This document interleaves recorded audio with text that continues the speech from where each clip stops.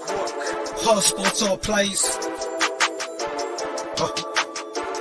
365, we making up plays. You talking the game, get you to the days. We're high in the court, the dime in the lane. Variety topics, living the same. All presentation, sports information. In the airways, taking the nation. All sport, all plays, like working your faces. Grace at the field, so tie the laces. Hard sports all plays.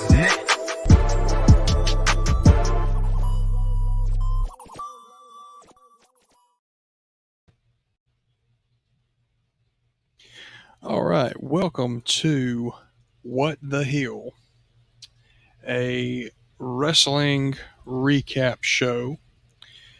Tonight, we will be talking about Money in the Bank, which, if you guys joined us on the live watch along, thank you for that. We'll also be talking about Blood and Guts and the Battle Royal on Rampage that had let's just say, a surprising result. Who won? I did not expect to win. But first, speaking of AEW, I'm going to challenge you to do better. And here's why. Now, 10 days ago, we had Forbidden Door. And at Forbidden Door, they crowned an inaugural All-Atlantic champion. Now, I understand this is a mid-card title, much like the Intercontinental title for WWE, the US title for WWE, whatever. But the person that you gave it to needs a push. And Dynamite the following week, last Wednesday, they did nothing for the inaugural champion. They didn't give him a backstage interview. They didn't give him, hey, here's 5 minutes. Let's talk about what it feels like to win this championship. Nothing. It was basically like the title was never even created. And it's kind of like how WWE has done the women's tag team championships. Ever since Sasha Banks and Naomi left, the women's tag team championships have been an afterthought. No one has mentioned them. No one has honestly even thought about them. WWE is not talking about them. There's no mention of anything to do with them. And that's understandable on WWE's side because you had two superstars walk out on what was going to be an important night for those titles and for those two women. But in this situation, there's really no excuse. You had a 3-week tournament where your biggest draw, I guess, was we're introducing a new championship. And then to drop the ball like they did by not even mentioning the championship, not even saying, hey, our winner was Pac. They didn't show the match. They didn't mention the title. They didn't do anything to do with the title at all. And so, for me, I say, AEW, do better. If you're going to introduce a new title, at least give the title holder recognition. At least say, hey, Here is Pac, the inaugural champion. Something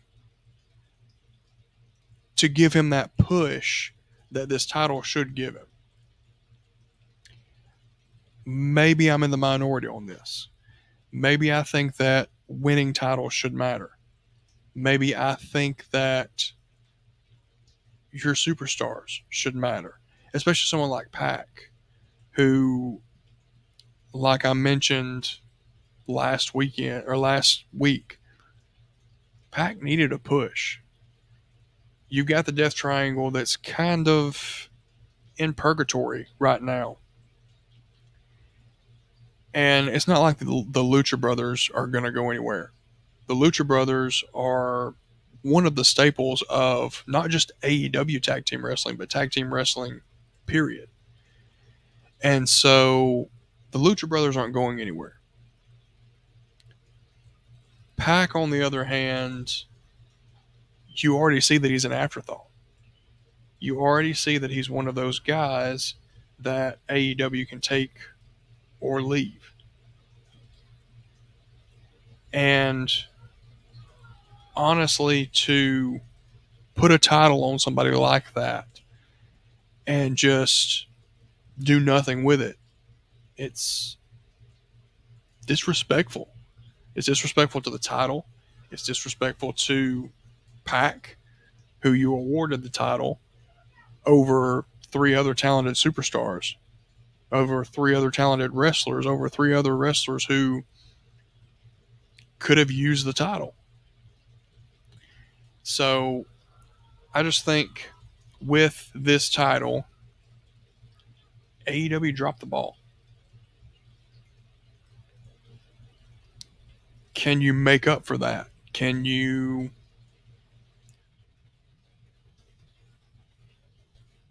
come back from that?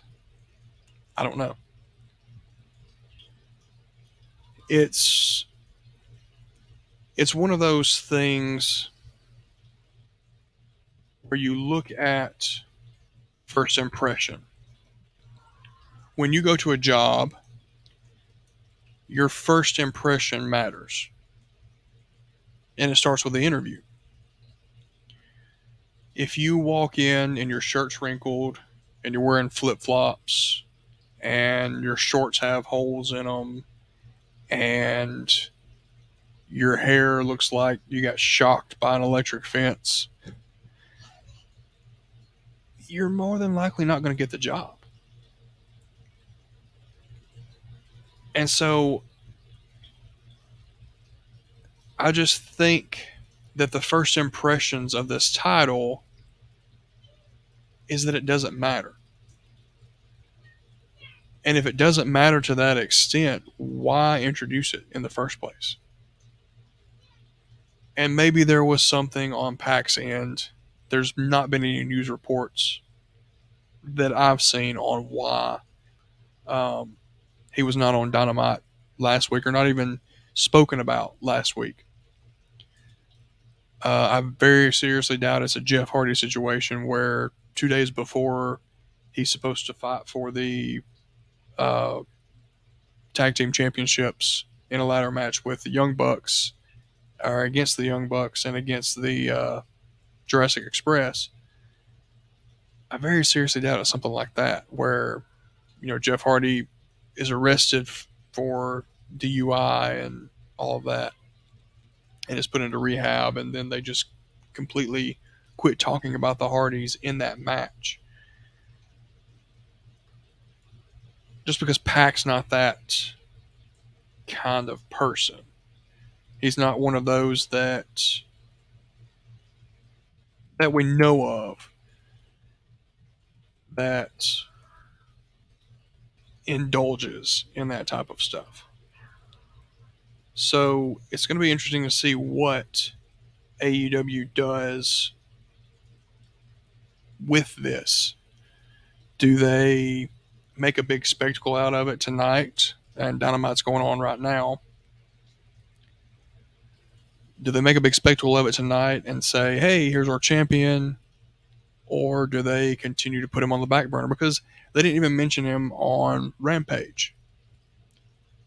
And I get it. Rampage is action packed. It's an hour long. A lot of times it's pre recorded. So it's tough to do anything big on Rampage.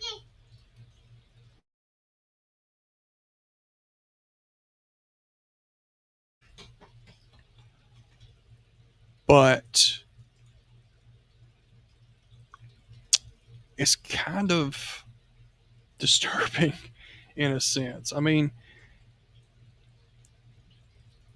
and I hate to spend too long on this, but you give somebody a title because they need a push. And basically what you've done is buried this title before anything's ever happened with it.